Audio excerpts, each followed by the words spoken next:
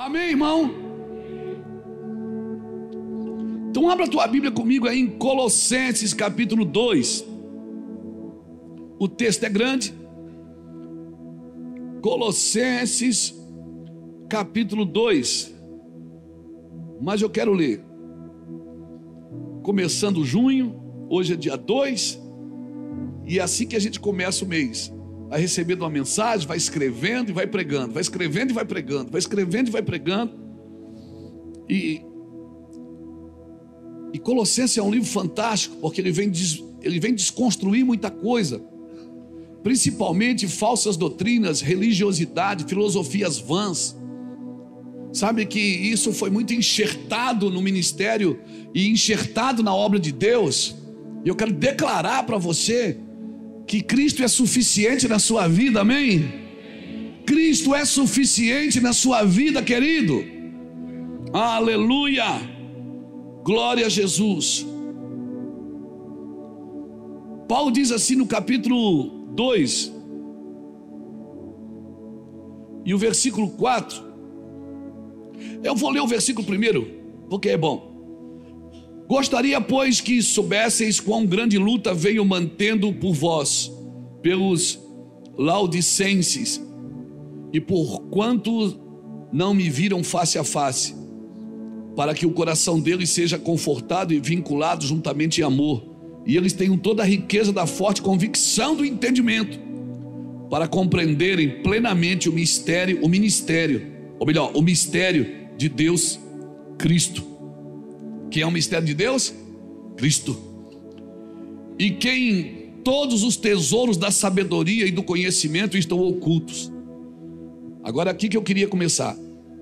Assim digo, para que ninguém vos engane com raciocínios, com falazes, pois embora ausente quanto ao corpo, contudo em espírito estou convosco, alegrando-me e verificando a vossa boa ordem e firmeza da vossa fé em Cristo. Ora, como recebeste Cristo Jesus o Senhor, assim andai nele, radicados e edificados e confirmados na fé, tal como foste instruído, crescendo em ações de graças. Cuidado, olha a advertência de Paulo, cuidado, que ninguém vos venha a enredar com suas filosofias e vãs sutilezas, conforme a tradição dos homens, conforme os rudimentos do mundo, e não segundo a Cristo. Porquanto nele habita corporalmente toda a plenitude da divindade, também nele estáis aperfeiçoados. Ele é o cabeça de todo principado e potestade. Nele também fostes circuncidados, não por intermédio de mãos, mas no despojamento do corpo da carne, que é a circuncisão de Cristo, tendo sido sepultado juntamente com ele no batismo, no qual igualmente foste ressuscitado, mediante a fé no poder de Deus, que o ressuscitou dentre os mortos. E a vós, outros, que estáveis mortos pelas vossas transgressões e pela incircuncisão da vossa carne, vos deu vida juntamente com ele, perdoando todos os nossos delitos, tendo cancelado. Ele não só perdoou, como ele cancelou o escrito de dívida que era contra nós e que constava de ordenanças, o qual não era prejudicial, removeu inteiramente, cravando-o na cruz e despojando os principados e potestades publicamente, os expôs ao desprezo, triunfando dele na cruz.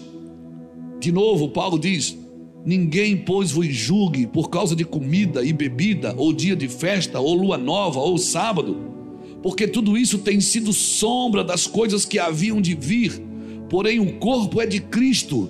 Ninguém se faça árbitro contra vós outros, pretextando humildade e culto dos anjos, baseando-se em visões enfatuadas, sem motivo algum na sua mente carnal, e não retendo a cabeça, da qual todo o corpo, suprido e bem vinculado por suas juntas e ligamentos, crescem, e o crescimento que procede de Deus.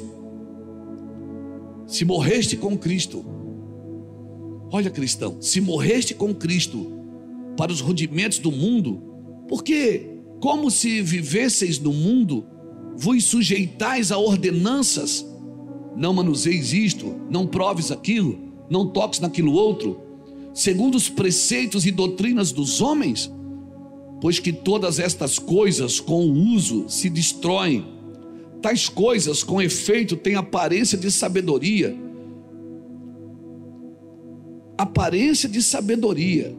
como o culto de si mesmo, e de falsa humildade, e de rigor ascético. Todavia não tem valor algum contra a sensualidade. Algumas traduções dizem contra a mortificação da carne. Meu Deus, aqui tá bom. Acabou, né?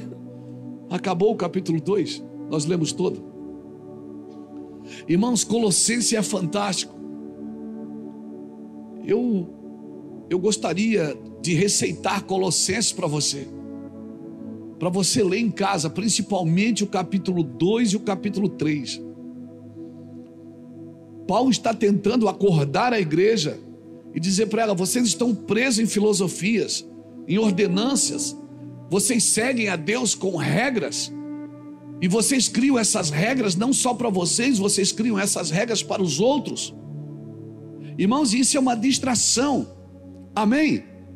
Obrigado, Senhor, por essa palavra. Nós nos colocamos debaixo dela e pedimos sabedoria do Senhor para que o Senhor nos conduza nessa palavra, debaixo da tua glória, em nome de Jesus. Amém? Graças a Deus. Irmãos, cuidado com as distrações das trevas. Você viu aqui que tem por desculpa filosofias vãs sutilezas, que tem cara de piedade, mas não é piedade, que tem cara de sabedoria, mas não é sabedoria, baseado nas regras, que serve a Deus mais com medo do diabo do que amor a Jesus Cristo. Sabe, cuidado com as distrações das trevas. E sabe o que eu tenho visto nesses dias? É que essa distração está sendo usada pelos crentes e tem contribuído para que a igreja seja desviada do propósito. Parece que a gente pega um assunto e leva para a internet, e os crentes ficam tudo se mordendo, se discutindo, se gladiando na internet, e esquecem de Cristo, esquecem do amor de Cristo, esquecem da mensagem áurea da igreja, esquecem do propósito da igreja na internet, na escola, na igreja, na empresa, em qualquer lugar que a igreja entra. Ela não tem que perder tempo com briga de rua.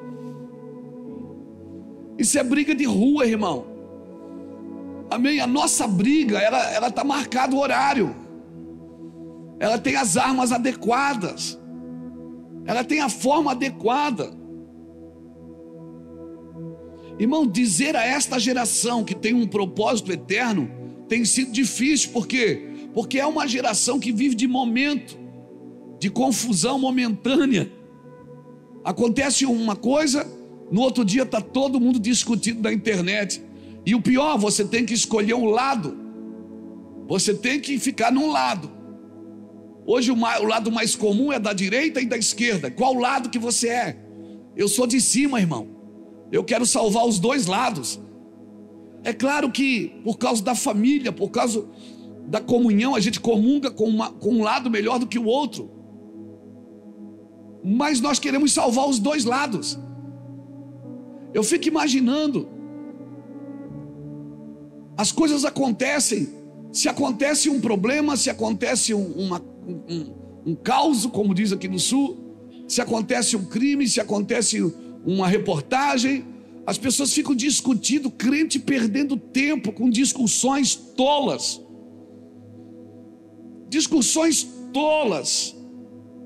que nada podem transformar, que não contribuem para a mortificação da carne. Então dizer para uma geração que vive de momento que o propósito é eterno é muito difícil, Saulo, porque as pessoas não se preparam para a eternidade. Nós, como igreja, estamos sendo preparados para a eternidade. Não é só para o momento, irmãos. Você está entendendo? Você está aqui comigo? Está aqui, não está? Fica aqui, fica ligado. Uma geração que espera tudo imediato, ela tem dificuldade de viver por algo eterno. Ela tem dificuldade de acreditar em algo eterno, então ela fica discutindo. Qualquer coisa que começa a acontecer, vira discussão. Discussões intermináveis. Discussões intermináveis. Uma geração que cresceu dentro da igreja, irmãos, mas que não buscou o Senhor como deveria. E hoje há uma geração que cresceu dentro da igreja, mas que não buscou o Senhor como deveria. E hoje trata a igreja como se a igreja fosse a causadora da apostasia em que vivem. A igreja não é a causadora da apostasia em que o mundo vive, irmão, em que as pessoas vivem, em que os crentes vivem. Eu estou aqui nessa igreja há 23 anos. Dia 8 de fevereiro de 2001 foi o primeiro culto. Não tinha esse lado aqui ainda, era só aqui. Não tinha galeria.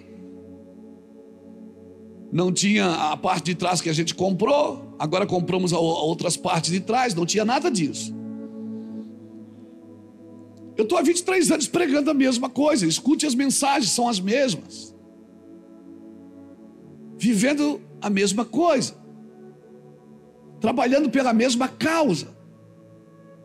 Então, irmãos, pessoas que cresceram dentro da igreja, mas que não buscaram o Senhor como elas deveriam ter buscado, hoje elas tratam a igreja como se a igreja fosse a causadora da apostasia. É claro que ela pode ter contribuído com a sua forma de viver, com a sua forma de cultuar, com coisas que não fazem sentido hoje. Mas a nossa geração, irmãos, não pode transferir uma responsabilidade. Nós precisamos comer de Cristo, viver com Cristo. Amém? Nós fomos chamados para viver com Cristo. E nós temos que sim, nós temos que alicerçar, enraizar e alicerçar Cristo no nosso casamento, na nossa família, nas nossas coisas, na nossa vida. A nossa geração, ela precisa ser mais exata. Nós falamos de tantas coisas. Às vezes eu me assusto, como a gente viaja muito, a gente está muito fora às vezes daqui. Eu tenho estado em muitos altares, em muitos púlpitos, em muitas cidades. E às vezes eu vejo pessoas falando tantas coisas, mas não falam o que é preciso ser falado. E se uma geração perder a noção do que é óbvio, ela vai perder a noção do Evangelho. O Evangelho é algo óbvio, irmãos. E o óbvio precisa ser dito. Cristo ainda é a ressurreição. Cristo ainda é a vida. Amém? Amém, irmãos? E é interessante, eu estava lendo hoje Romanos capítulo 2, o versículo 1, Romanos capítulo 2, do versículo 1 ao versículo 6, eu até escrevi aqui, está assim. Olha o que diz na versão transformadora. Talvez você pense que pode condenar esses indivíduos, porque se você ler o capítulo 1 de Romanos, você vai ver Deus falando, né, de homens que adoraram a criatura em vez de adorar o Criador.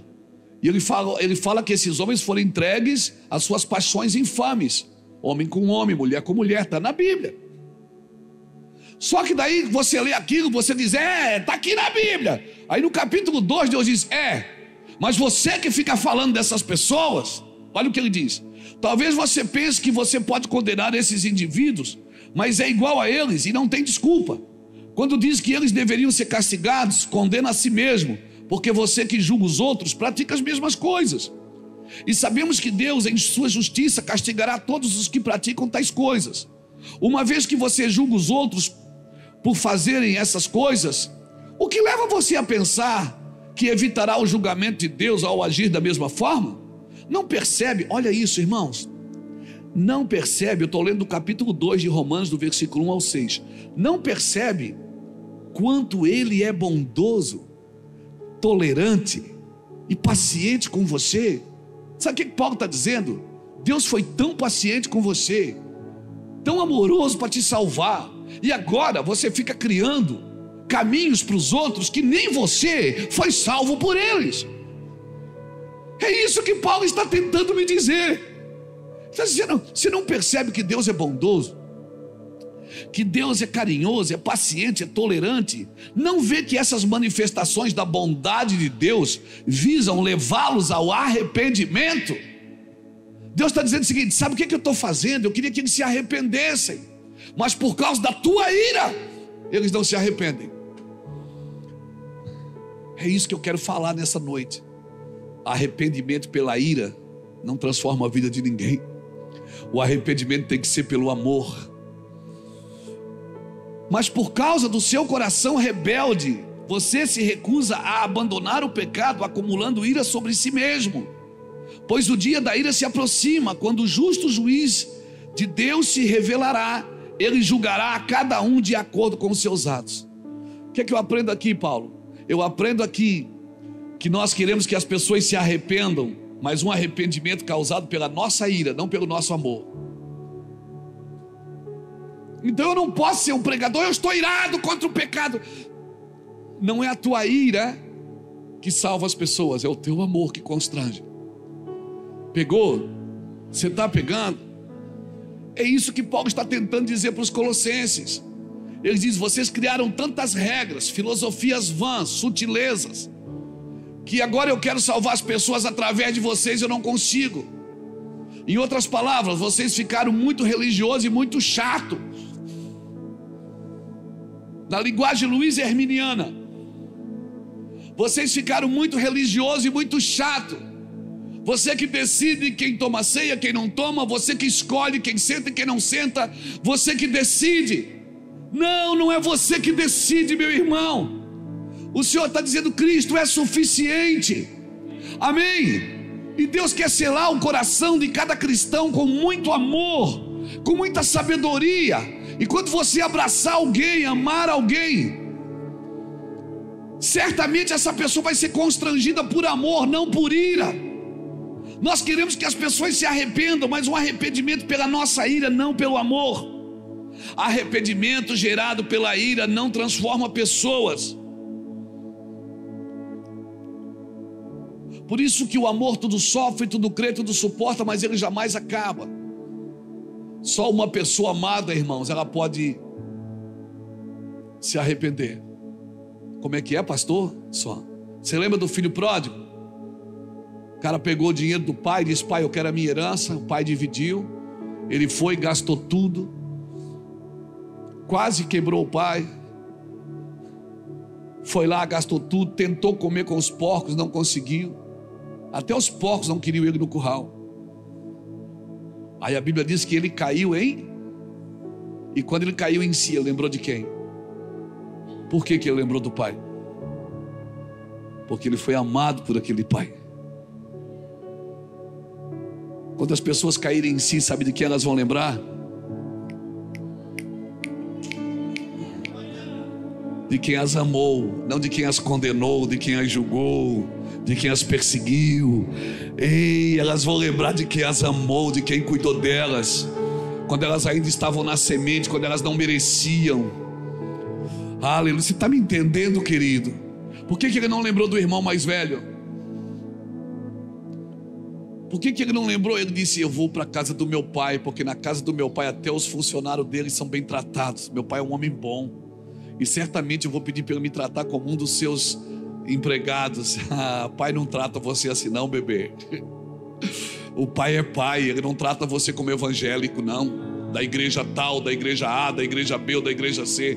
O pai não trata você indiferente. O pai não trata você como um funcionário. O pai é teu pai. Amém? Amém? Por isso que se você for infiel, Deus continua fiel e continua te amando, porque só o amor pode gerar arrependimento no coração do outro. Só uma pessoa que é amada, que é cuidada, pode gerar arrependimento no coração dela. Aleluia! E nós cobramos um amor do mundo, que quem tem que ter esse amor somos nós. Cara, se você ler Romanos capítulo 1, você vai ver Deus falando tantas coisas sobre idolatria, sobre homossexualidade, falando que a ira de Deus dos céus se manifesta, a ira de Deus pelos filhos da impiedade. Bota aqui para mim Romanos 1, versículo 18. Bota, coloca ali Romanos 1, 18. A ira de Deus se revela do céu contra toda a impiedade e perversão dos homens que detêm a verdade pela... Quem é que detém a verdade? Quem é que pode deter uma verdade? Quem tem ela. E quem é que tem a verdade? Quem é que tem a verdade, irmãos? É a igreja, os filhos. Você acha que Deus está irado com o mundo? Não, Deus está dizendo: eu estou com raiva de vocês, porque vocês detêm a verdade pela prática da injustiça. A minha bronca é com vocês, que vocês sabem a verdade e vocês deveriam praticá-la. Você acha que Deus Deus está muito depressivo? Deus está triste com o bandido? Você acha que Deus está depressivo com alguém? Você acha que tem alguma religião que ofende a Deus? Sabe quem ofende a Deus? É quem tem uma verdade e não pratica. Dos céus, a ira de Deus se revela do céu contra toda impiedade e perversão dos homens que detêm a verdade pela injustiça. Ninguém pode deter uma coisa que não tem. Quem detém é quem tem. E se você tem uma verdade e você já conheceu ela e ela já te libertou, o que você tem que fazer com essa verdade, meu irmão? Você tem que ajudar todo mundo e salvar todo mundo. Não é você que decide quem senta ou quem não senta. Não é você que decide. Mas a gente quer ver primeiro a maldição, a gente quer ver primeiro o pecado do outro, a gente quer ver primeiro o crime do outro, a gente quer ver primeiro o problema do outro. E a gente tem uma verdade e a gente deveria pegar as pessoas pela mão. Ela dizia assim: eu sou um imundo. Eu disse: não, mas eu tenho uma verdade. Eu queria te ajudar na sua imundícia. Eu queria te ajudar no seu pecado. Eu queria te ajudar. Eu tenho uma verdade. Então você tem uma verdade, cristão. Aleluia. Você tem uma verdade, aleluia. Então não detenha a verdade. Põe ela na mesa, deixa todo mundo comer. Nós precisamos de um arrependimento baseado em sua justiça, em sua misericórdia, em sua vontade. Não é um arrependimento baseado nas minhas imposições. Não sou eu que imponho para que a pessoa se arrependa. A pessoa precisa ser tão constrangida com o meu amor por ela, que vai chegar uma hora, irmãos,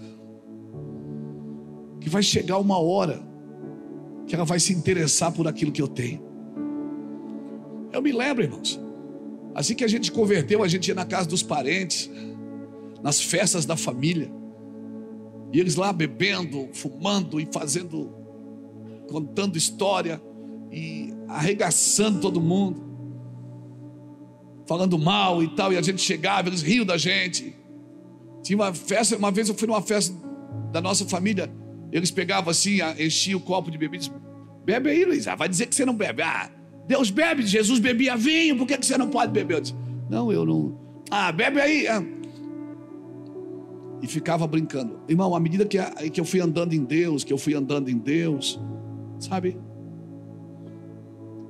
Chegou um tempo que eu ia nas festas e tinham vergonha de mim. A gente entrava, eles ficavam apavorados. E todo mundo bêbado na festa dizia para mim: ô Luiz, ora pelo alimento. Eu digo: oro.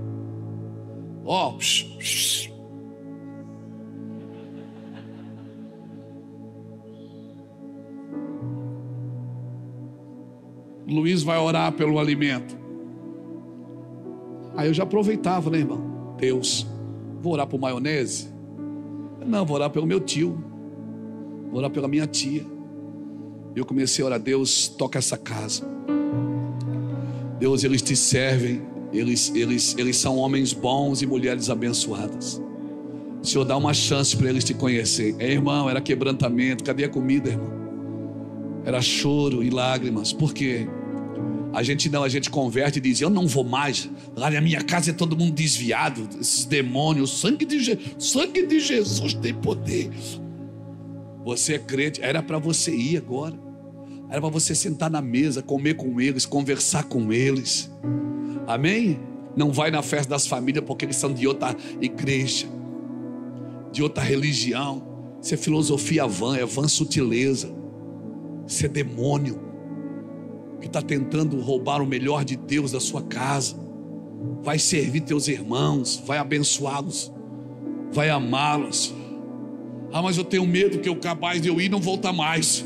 Então a tua fé é muito fraca, meu amigo. Amém? Não, mas tem que profetizar, tem que ser profeta. E sabe quem a gente usa como protótipo do profetismo? A gente usa João Batista. Porque João Batista, irmão, João Batista, ele profetizava antes da cruz. João Batista pregou arrependimento antes da cruz. E todo arrependimento antes da cruz era baseado na ira de Deus. Mas está escrito assim em João 3,16: porque Deus amou o mundo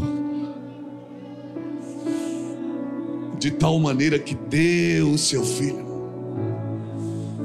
Aleluia. Mas muitos profetistas, eu não vou chamar nem de profeta, vou chamar de profetistas, querem profetizar a partir da ira de Deus. Ei, a ira de Deus foi até Jesus chegar, meu amigo. Porque na realidade, Deus não está virado com o povo, Deus está virado com a religião. Por isso que Jesus entra em Jerusalém e ele não vai na balada. Ele vai primeiro no templo derrubar os cambistas. Ele vai primeiro no templo derrubar as mesas. Ele vai primeiro no templo consertar a ordem de culto. Porque o que Jesus vai organizar é quem está dentro, irmãos. Não é quem está fora. Primeiro ele vai organizar a gente, quem está dentro. Amém? Para que as nossas palavras encontrem amor nas pessoas, que as pessoas se sintam amadas e não constrangidas, que as pessoas quando veem a gente na rua tenham o desejo de conversar com a gente, que as crianças, irmãos, elas têm o desejo de conversar. Eu e o Fábio estava aqui agora, chegou um menino aqui para perguntar, ele pergunta todo domingo, esse menino me procura aqui na frente para fazer perguntas teológicas. O menino deve ter 10 anos. E ele disse: eu estava em confusão na minha mente, pastor, com isso. Eu não tinha a revelação completa disso. Agora eu já tenho, obrigado. O Fábio disse: não, vem cá, deixa eu orar por você. Você tem que... Vamos treinar esse menino. Vai ser profeta. Porque Deus não se revela religioso, Ele se revela a quem tem interesse pelo seu amor, pela sua glória, pela sua presença. Aleluia, aleluia. Menino,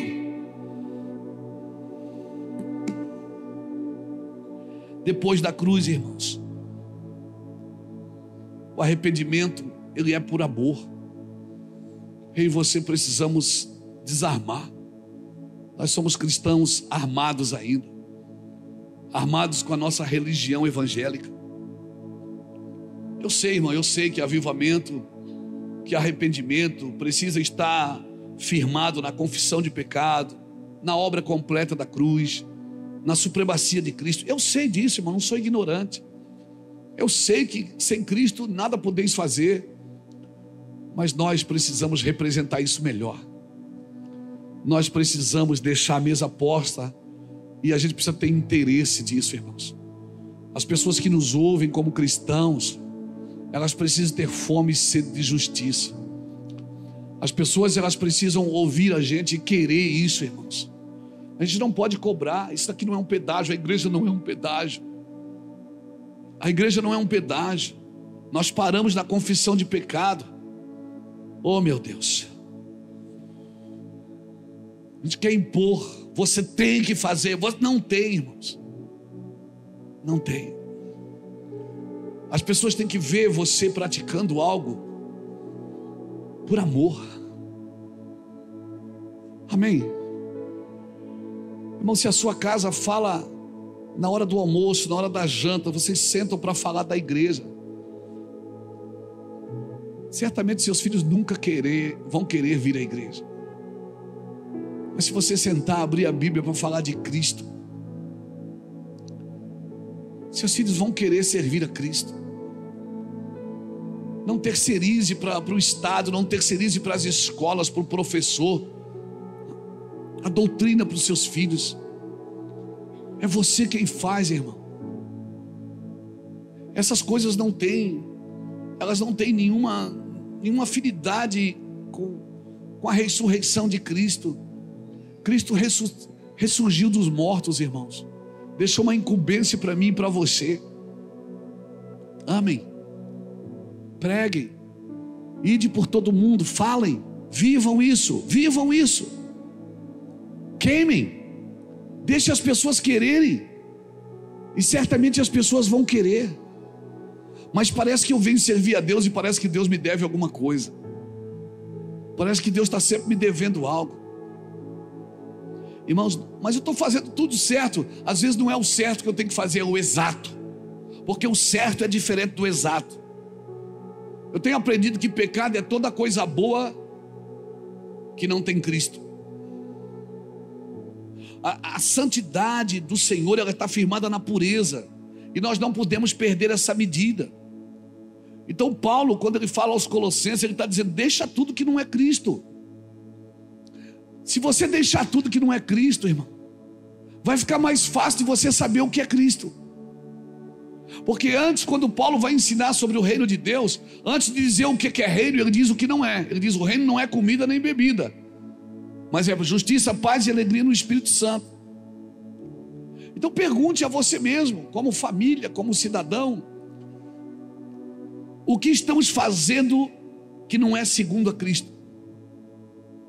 Porque o que estamos fazendo que não é segundo a Cristo não tem nada contra, não tem nenhum julgamento, nenhuma sentença contra a carne. Evangelho, querido, é para viver na íntegra. Não é só para ouvir uma palavra. Vou lá para ouvir uma palavra para a minha semana ficar mais leve. Não, Deus não quer deixar você leve. Deus quer carregar você de responsabilidades. Por isso que Ele te chamou, por isso que Ele te deu, por isso que Ele te levantou. Deus quer carregar você de responsabilidades. Amém? Amém, Rose? Nessa cadeira de roda você pode fazer alguma coisa por alguém. Aleluia, porque a bondade, irmãos, ela está em você. A generosidade está em você. Nós estamos fazendo igreja sem Cristo. Então, nós não temos que viver, ou melhor, nós não temos que nos arrepender para viver bem. Nós precisamos nos arrepender porque nós estamos vivendo sem Cristo. Como isso, pastor? Igreja sem Cristo, vida cristã sem Cristo, evangelho sem Cristo. Como é possível? É possível, irmão. Eu consigo pregar sem Cristo, porque eu já aprendi a pregar. Eu posso abrir o texto e escrever algumas filosofias, algumas frases de efeito, e eu consigo pregar sem Cristo. Mas até onde eu vou viver sem Cristo? Até onde? Aonde eu vou terminar sem Cristo? Eu consigo fazer um culto sem Cristo. Eu consigo abrir uma igreja sem Cristo. Mas até quando? Por isso eu posso fazer a coisa certa, mas não estar exata. Eu me arrependo, não é para viver bem, eu me arrependo para agradar a Deus. E não é para que tudo me vai bem. Nós estamos, irmãos, no meio de uma geração que aprendeu muitas coisas que não servem para nada. Aprendemos muitas coisas acerca de Cristo, mas que não servem para nada. Que não servem para nada, que nada pode contra os apetites da carne. Olha o texto que nós lemos. Colossenses capítulo 2, versículo 20 a 23. Colossenses 2, do 20 a 23, lê de novo. Olha o que diz: se morreste com Cristo para os rudimentos do mundo, por quê? Como se vivesseis no mundo, vos sujeitais às ordenanças. Não manuseis isso, não prove aquilo, não toque naquilo outro, segundo os preceitos e doutrinas dos homens, pois que todas estas coisas com o uso se destroem. Tais coisas com efeito têm aparência de sabedoria, como o culto de si mesmo, e de falsa humildade, e de rigor ascético. Todavia não tem valor algum contra as apetites da carne, ou contra a sensualidade. Não tem. O que que Paulo está tentando me dizer? Você criou muita coisa boa, você fez muita coisa certa, mas isso não vai transformar você numa nova criatura. O evangelho, irmãos, é para nos transformar numa nova criatura. Amém?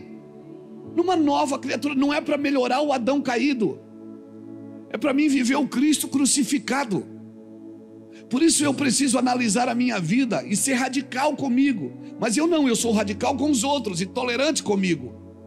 Eu faço o que eu quero e acho que não deixo ninguém se meter na minha vida. Mas com os outros eu sou radical. Eu acabo criando atalhos para mim e dificultando o caminho para os outros. Nós conseguimos fazer igreja sem Cristo. Que evangelho nós estamos aprendendo? Por quê? Porque se você ouve o evangelho e você não tem desejo pela cruz, você não tem desejo pelo Cristo vivo, pela ressurreição, pela eternidade, irmãos, o nosso evangelho não está causando efeito. Você está ouvindo isso do pastor da igreja. E eu sei que mensagens como essa é muito difícil até de falar, por isso que eu prefiro quando é eu mesmo que falo. Por quê? Porque nós precisamos viver um evangelho, porque se a gente aprender a ficar muito tempo na igreja sem transformação, a gente acostuma. E a gente acostuma. E a gente acostuma. E mais nenhuma palavra causa efeito em mim. Estou impermeável. Nenhuma palavra mais me causa confronto. Se eu passo um tempo no Senhor sem ser transformado, se eu não busco transformação, pastor, mas o que é que eu preciso ser transformado? Eu não sei. Cada um julga a si mesmo. Cada um sabe, e todos nós lutamos contra alguma coisa. Um com orgulho, o outro com a vaidade, o outro com apetite sexual, o outro com pornografia, o outro com vícios, o outro com ira. Todo mundo aqui luta com alguma coisa. Ninguém aqui está sem problemas. Todo mundo aqui tem um BOzinho para resolver.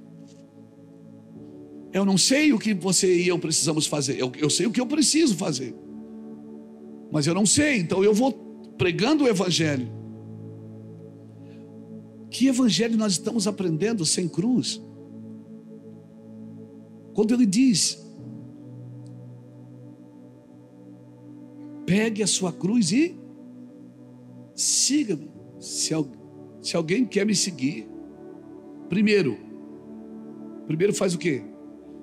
Negue-se a si mesmo. Porque às vezes eu quero levar minha cruz, mas eu quero levar do meu jeito. Se alguém quer vir após mim, primeiro, negue-se a si mesmo. Segundo, tome a sua cruz e siga-me. Agora, como que eu vou pegar uma cruz sem negar a mim mesmo? Tem coisas que às vezes passa batido. Por exemplo, sujeitai-vos a Deus, resisti ao diabo e ele... Mas para mim resistir ao diabo, primeiro eu tenho que fazer o quê? Me sujeitar a Deus. Eu não posso entrar num confronto com as trevas se eu não estou sujeito aos céus. Sujeitai-vos a Deus, resisti ao diabo e ele fugirá de vós. Então eu tenho que estar sujeito a Deus primeiro. Eu tenho que estar submisso à vontade de Deus. Então eu posso ir para a guerra. Então eu posso dobrar a camisa e ir para cima. Por quê? Porque eu estou sujeito a Deus. Eu tenho forças para lutar. O problema é que tem pessoas que elas querem entrar em batalhas, mas elas não estão sujeitas a Deus. E aí quando você entra em batalha que você não está sujeito a Deus, irmão, é a palavrinha mágica que a gente gosta muito de falar: retaliação. Sabe por que tem retaliação? Porque pessoas não estão sujeitas a Deus, elas estão brigando com as trevas em trevas. Eu não posso estar em trevas se eu quero lutar com as trevas. Por isso eu preciso estar na luz, porque acendeu a luz, as trevas são dissipadas. Eu só posso estar em trevas, só posso entrar numa guerra com as trevas se eu estiver na luz. Então a cruz é terrível, amém? É terrível, não é? Mas até morrer, depois que morre, ressuscita, meu amigo. Cutuca alguém que está do seu lado e diz: é só 3 dias, depois passa.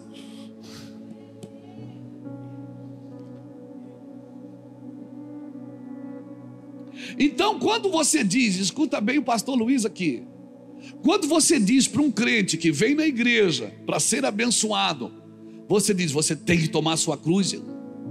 ele acha que ele está sendo confrontado. Não, irmãos.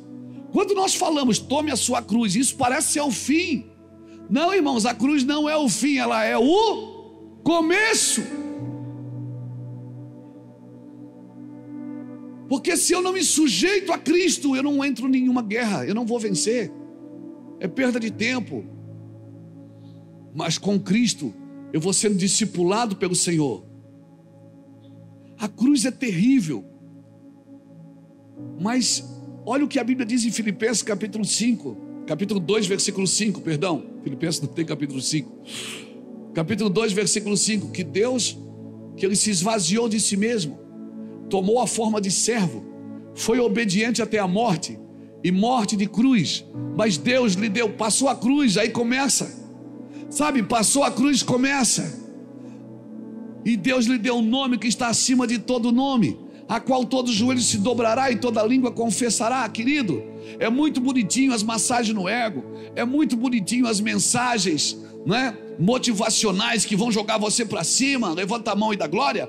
Eu acho isso fantástico e é bom mesmo. Às vezes a igreja precisa disso. Às vezes a igreja precisa ser entusiasmada porque ela está tão triste, está ferida, está machucada. Mas eu vou te falar uma coisa: essas mensagens não podem transformar a sua vida. Onde você é o epicentro de Deus, você não é o centro é Cristo. Deus é o alvo, Cristo é o centro, a Bíblia é a base, o Espírito Santo é o único condutor.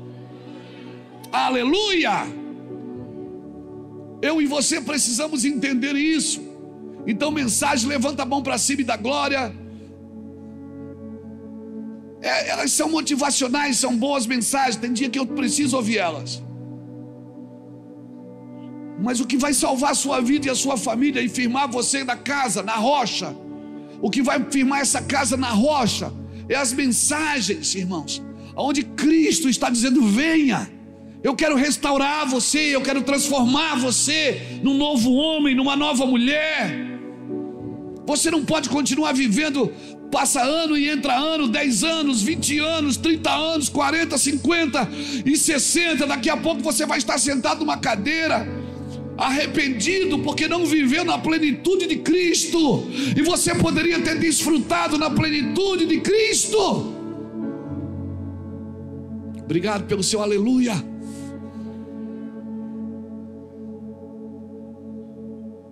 Então, querido, minha preocupação não é agora. O evangelho não é para livrar você do sofrimento presente, é para livrar você do sofrimento eterno.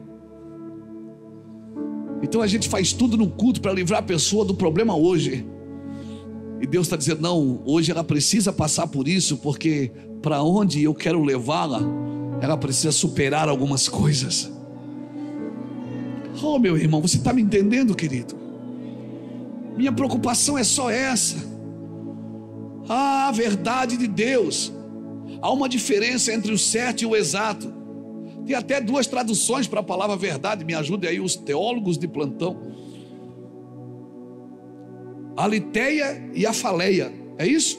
Da palavra verdade. Que quer dizer o quê? Verdade moral e verdade exata de Deus.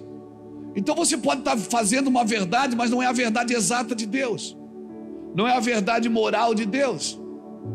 Não, mas é legal, mas não é moral. Tem coisas que são legais, mas não são morais. E Deus trabalha com a moral. Então são verdades exatas.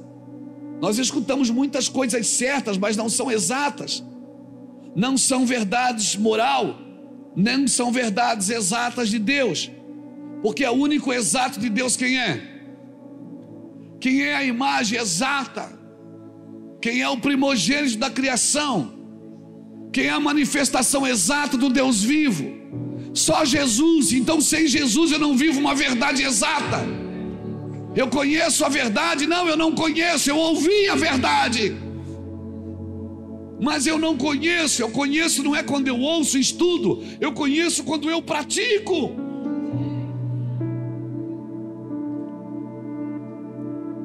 Bota aqui para mim, Atos capítulo 18. Bota aqui para mim no telão. Atos 18, versículo 24 a 28. Nesse meio tempo, chegou em Éfeso um judeu natural de Alexandria chamado Apolo, homem eloquente e poderoso nas escrituras. Era ele instruído no caminho do Senhor e sendo fervoroso de espírito. Ele pregava ou não pregava? Ele era bom ou não era? Ele era fervoroso ou não era? Sendo fervoroso de espírito, falava e ensinava com precisão. Era preciso ou não era? A respeito de Jesus, conhecendo apenas o batismo de João. Aí vamos. Ele, pois, começou a falar ousadamente na sinagoga. Era um pregador ousado ou não era? Era preciso ou não era? Era eloquente ou não era? Porém, aí começa. Porém, Priscila e Áquila tomaram-no consigo e com mais exatidão lhe expuseram o caminho de Deus. Vai lá. Acabou aí? Não tem o 28? Não tem o 28? Não, né? Tem. Porque com grande poder convencia publicamente os judeus, provando por meio das escrituras que o Cristo é Jesus. Irmão, Apolo, cara eloquente, pregador, sabe aquele cara bom de Bíblia, preciso, mas ele teve que sentar com Áquila e Priscila, porque Áquila e Priscila disseram: você está falando tudo certo, mas não está exato. Deixa eu te dar uma exatidão aqui.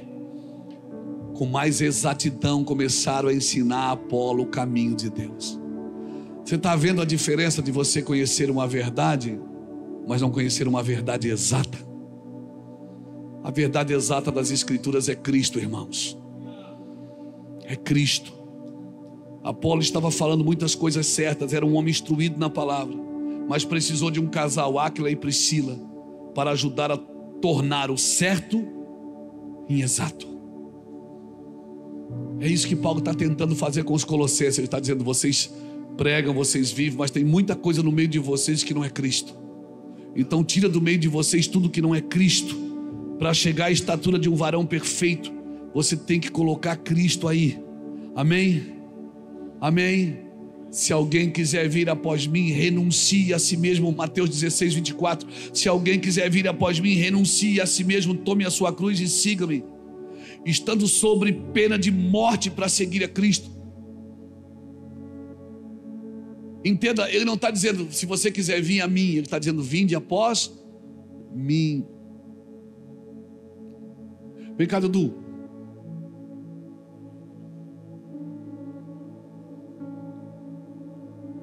Quando Deus chamou o Dudu, ele pesava 200 quilos, né, Dudu? Eu estou brincando.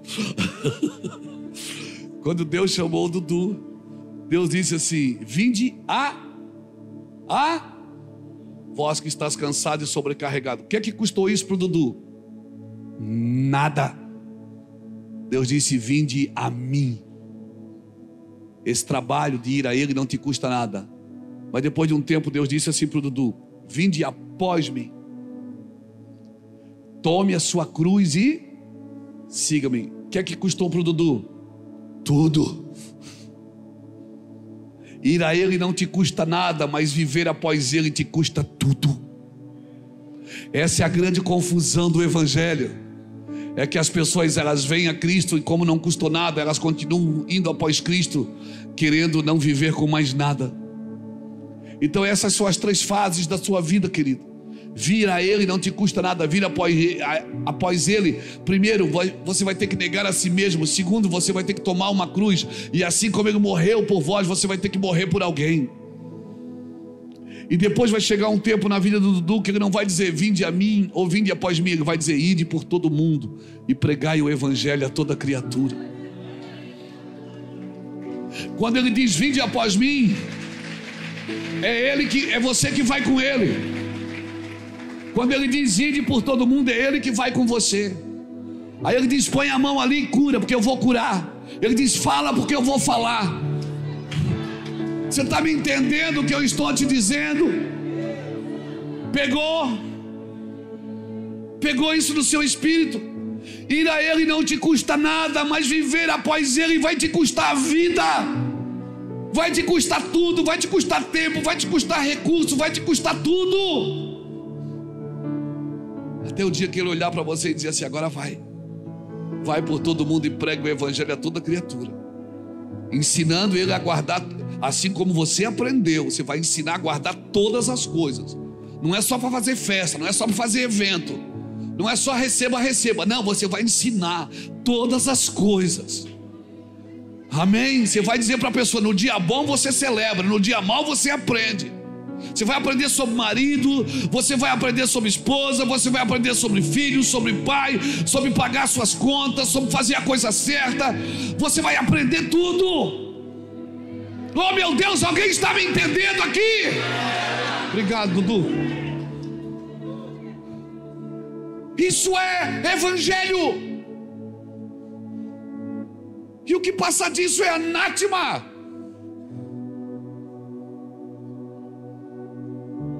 Então chega de fazer festa para quem não está com fome.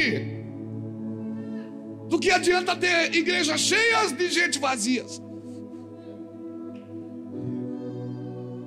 que não discernem a mão direita da esquerda, que bateu, levou. Não, o evangelho é diferente. Se alguém te convidar para ir uma milha, você vai ter que ir duas. Se alguém te ferir uma face, você vai dar outra. Se alguém te pedir a capa, você vai dar também a túnica. Aleluia, isso é evangelho, amigo. Aleluia. Cristo está nele. Sem Cristo não é evangelho. E a igreja evangélica não pode roubar você da igreja de Cristo.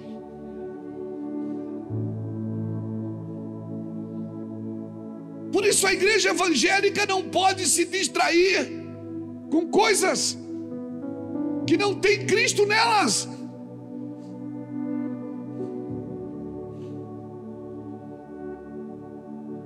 Guarde isso. Então tem cortes, irmãos, que Deus vai fazer na gente.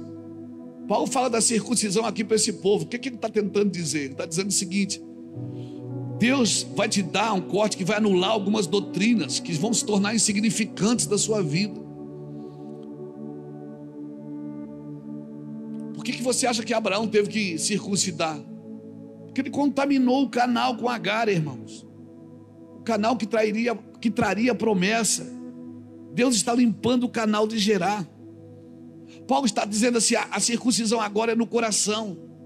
E por isso Deus está limpando o nosso coração, circuncidando a gente, o nosso coração. Por isso não viva o evangelho sem Cristo, irmãos. Não viva. O evangelho sem Cristo, ele é pesado, porque ele é baseado na ira. O evangelho sem Cristo, você vai estar sempre de mal com alguém, sempre triste com alguém, sempre decepcionado com alguém, sempre frustrado com alguém. E quer saber o que eu acho? Eu acho que não é só eu que acho, irmão. Um povo que não se frustra, um povo que não se decepciona, um povo que não se fere, é um povo fraco, é um povo mimimi, é um povo Nutella. Amém, irmãos? O povo que tem diplomas, mas não tem cicatrizes. Você tem que ser marcas de superação. Você superou algo, porque quando você supera algo, você tem o que dizer para alguém que está passando a mesma coisa. Ei, nenhum homem vai ver a glória de Deus sem viver uma vida de superações. Você vai superar a enfermidade, você vai superar necessidade, você vai superar calúnia, você vai superar engano. Ei, você vai superar traições, você vai superar. E quando você superar, não fica duro não, fica maduro. Porque só um homem maduro, uma mulher madura tem a condição de estender a mão para ajudar alguém. Homens duros, irmãos, eles não são acessíveis. Por isso Deus permite às vezes a sua casa balançar, porque você só vai pregar onde você já foi pregado.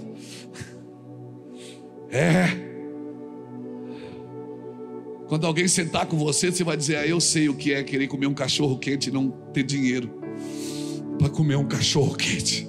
Eu sei o que é isso, porque eu também já quis comer um cachorro quente e eu não tinha dinheiro para comer o cachorro quente. Mas Deus sempre prepara os seus anjos E coisa boa é estar na condição do anjo, não na condição de alguém que precisa dele. Por isso você precisa passar por algo que vai selar você, vai marcar você. Não fica criando coisas no evangelho, não fica criando, sabe, filosofias, não fica criando autoajuda. Ei, o evangelho não precisa de autoajuda, ele precisa de ajuda do alto. É isso que o evangelho precisa, ajuda do alto, não é autoajuda. Aleluia. A cruz, irmão, é a vara que floresceu sem estar plantada na terra, inaugurando um novo sacerdócio, sacerdócio de Cristo, o sumo sacerdote da ordem de Melquisedeque. Aleluia. Alguém está me entendendo aqui?